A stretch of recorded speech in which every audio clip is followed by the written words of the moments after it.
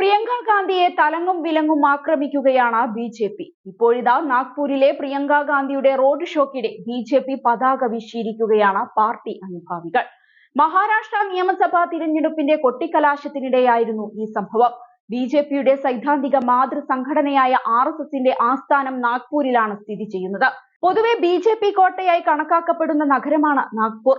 നാഗ്പൂർ ലോക്സഭാ സീറ്റിൽ 2014 മുതൽ കേന്ദ്രമന്ത്രി നിതിൻ ഗഡ്കരിയാണ് ജയിച്ചു വരുന്നത്. മാത്രമല്ല നാഗ്പൂർ ലോക്സഭാ സീറ്റിന് കീഴിലുള്ള 6 നിയമസഭാ മണ്ഡലങ്ങളിൽ 4 എണ്ണവും നിലവിൽ ബി.ജെ.പിക്കൊപ്പമാണ്. നാഗ്പൂർ വെസ്റ്റ്, നാഗ്പൂർ സെൻട്രൽ മണ്ഡലങ്ങളിലൂടെയായിരുന്നു പ്രിയങ്ക ഗാന്ധി നയിച്ച റോഡ് ഷോ കടന്നുപോയത്.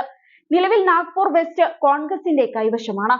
നാഗ്പൂർ സെൻട്രൽ 2009 മുതൽ ബി.ജെ.പിക്കൊപ്പമാണ്. വൻ ജനക്കൂട്ടമാണ് പ്രിയങ്കയുടെ റോഡ് ഷോയ്ക്ക് സാക്ഷ്യം വഹിക്കാനെത്തിയത്. ഇതിനിടെയായിരുന്നു ഒരു കെട്ടിടത്തിന് മുകളിൽ കയറി നിന്ന് ഒരു കൂട്ടം ബി.ജെ.പി. പ്രവർത്തകർ പ്രിയങ്ക ഗാന്ധിക്ക് നേരെ പാർട്ടി പതാക വീശിയത്.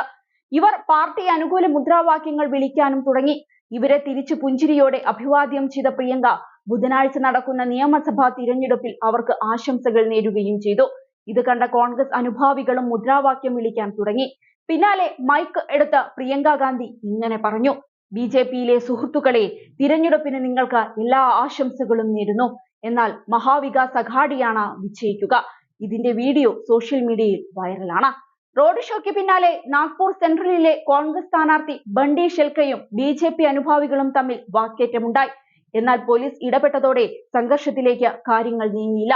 മഹാരാഷ്ട്രയിലെ വോട്ടെടുപ്പ് ബുധനാഴ്ചയാണ്. കഴിഞ്ഞ നിയമസഭാ തിരഞ്ഞെടുപ്പിൽ 288 അംഗ നിയമസഭയിൽ 161 സീറ്റുകൾ നേടി ബി.ജെ.പിയുടെയും അവിഭക്ത ശിവസേനയുടെയും NDA സഖ്യം ഉജ്ജ്വല വിജയം നേടിയിരുന്നു. എന്നാൽ പിന്നീട് സംസ്ഥാനത്തെ രാഷ്ട്രീയ കാലാവസ്ഥ കീഴ്മേൽ മറിഞ്ഞു.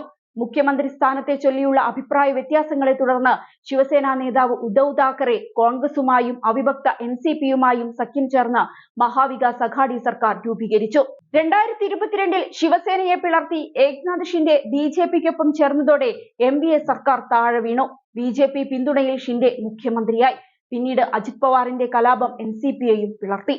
അതേസമയം മഹാരാഷ്ട്രയിൽ ബി.ജെ.പി. നേതൃത്വം നൽകുന്ന മഹായുതി പ്രതിപക്ഷമായ മഹാവികാസ് അഘാഡിയെ ഞെട്ടിക്കുമെന്നതാണ് പുതിയ സർവേ റിപ്പോർട്ട്. NDA സഖ്യം തന്നെ സംസ്ഥാനത്ത് അധികാരത്തിൽ വരുമെന്നാണ് സർവേ പ്രവചിക്കുന്നത്.